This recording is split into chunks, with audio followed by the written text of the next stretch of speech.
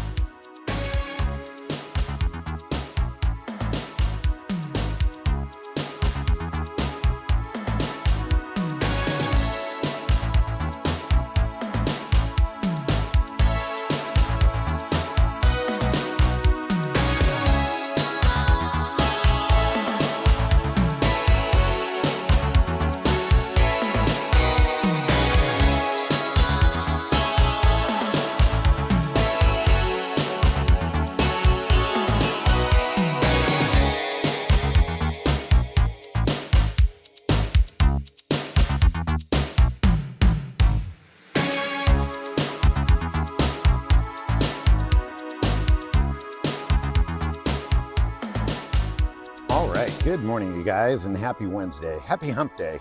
Hey, I wanted to go ahead and show you guys this bus because it came in the other day and I thought, what a throwback to the 80s this is. So let's take a peek at this 1965, wait for it, panel, yes, but not just any panel. Double door panel. Yep, 1965 double door panel. Original color was velvet green, and I thought it would be fun to go ahead and show it to you guys because this thing is definitely a trip back in time. I was looking through it and going, man, this is crazy. So let's check it out. First of all, I gotta say this bus is extremely dry. It's a trip just seeing this thing. Check out this front seat. Definitely not the original seat. Of course, this was done back in the, I'm guessing in the 80s. But check it out. I was laughing at the seat belts. You got your GM seat belts, velour. But check out this dash. Oh my gosh, this dash, you guys. That's one way to go ahead and delete the grill there on the dash. Everything else, for the most part, obviously you got a deluxe horn button. But I always like the emergency flasher light here that came on, I believe it was 63 through 65 that had that. So when your hazards are on, that little thing is flashing. Now this bus actually came in because of the fact that the guy said it wasn't starting. It'd been sitting for a while, so got it going. But check this out. Look at this bus scat shifter. Super cool. I thought that was pretty neat. This blue is just crazy, man. Now, another thing that I thought was kind of interesting is at some point in time, somebody decided that they wanted to go ahead and cut the airbox. Why would you want to cut the airbox? It almost looks like a single cab airbox, but they went ahead, cut it out, and then put in this really interesting, almost like a sundial style type of headliner on it. Kind of interesting. And let's go ahead and take a look back. Oh, by the way, love the 5-spoke MPs. And the other thing that made me laugh too is, I remember putting wheel locks on these things. I remember I had that on my mini truck, and I thought, well, I got to remember to go ahead and take my my wheel lock just in case I ever get a flat. But look at the inside. Oh yeah, baby, lots of blue. Now check out this seat. Another seat out of some other type of American van, I guess. But I love the fact that this pedestal that it's sitting on, look at this thing. Obviously, pretty cool, custom made. But look at, nice. It's like fur. They went ahead and took the time to go ahead and cover the bulkhead with, obviously that's just, it's almost like speaker carpet. But it's pretty neat that this is double door. Now, double doors for what we call big hatch buses, they're not that common. I don't see too many of them, actually. And I feel like double doors are super popular, like between 59 to 61. I would always see a whole bunch of them. Speaking of speaker carpet, look at this. Remember this? Back in the day when you'd go ahead and make your own speaker boxes. God, this brings back memories. Now the windows here, these are the ones I remember, to quote Jeff Kritz, he called these Sumi windows, because when you would crank them out, they would actually go ahead and come out nice and far. Let's see if this thing actually works. Of course, the crank doesn't work. Oh, you know what? In fact, check it out. Extra security measure added here. They're screwed in. Anyway, these windows would actually go ahead and they would open up about yay high, and then when you'd walk by, they would pretty much just decapitate you.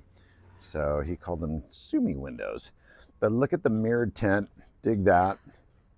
Now, one thing that I do remember, this is probably the only hack on this bus, is, well, aside from the airbox, is the wheel well here. The wheel well was obviously, you know, cut, even though they didn't put giant tires on this thing. But if you think about it, they did it at a level that kind of matched the front. Now, moving around to the back, I dig the license plate frame there. Check out the parking block. Literally, look at this, home park it. I love this. I've seen so many different things, bricks, pieces of wood, you name it, but that's hilarious to actually have your own parking block, and it kind of matches the bus, actually. Like I said, this is a 65, so it's kind of cool. You know, you got a pointed rear bumper, and you've got a slash front, and last year of the church key deck lid. Inside, nothing fancy schmancy, just a dual port, I'm guessing 1600. But check out the exhaust, you guys. Yep, still got some cobwebs and leaves and stuff from this thing sitting, but look at that. It actually sounds pretty cool. I'll have to start it up in a little bit. Look at the decals on this. And by the way, they are decals. You see the nice little ridge here. Let's take a look here. It's such a trip though, you know. Double doors are so much fun. I remember back in the day watching these videos where somebody would be skateboarding through them, and it looked like just a bunch of skateboarders were coming out one side. This thing is a trip, you guys. I just had to share. I thought it was pretty neat, kind of unique. And it's funny because I remember back in the day, you'd see something like this, you'd be like, wow, okay. And now today it's kind of like, oh, that's so cool. Look at that, throwback in time. That's when you know you're old. When the stuff that was normal to you one day is now cool and or collectible. And I love the fact that, look how clean the Soto sticker is. That's original. I know you can still get some, but this bus just, it's been kind of stored for quite some time. So, and he went ahead and plugged this up here because there was an antenna back there at some point in time, and he went ahead and plugged it up. But yeah, good stuff, you guys, good stuff. Kind of fun, kind of a unique bus. So there you go, double door, huh? What a trip. I don't know, you guys tell me, do you like the black bumpers with the black emblem, or would you go a different color? I'd love to get people's thoughts today on what was cool back then.